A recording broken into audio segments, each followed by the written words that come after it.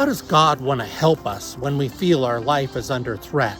Threats can come in many different ways, but God says, I want to be there for you. In 2 Corinthians chapter 1, verse 4, he says he comforts us in all our troubles.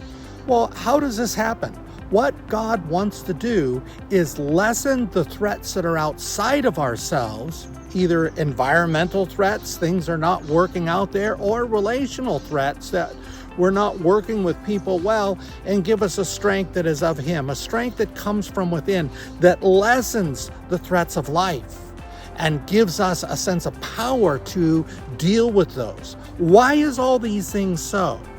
He says to us that I've made you my child through Jesus Christ, who had died for us, who had risen for us, who would give us His perfection, His perfect life, and makes us the children of God, and says, I am with you always. It is in that power that we can find a sense of peace that lessens the threats around us.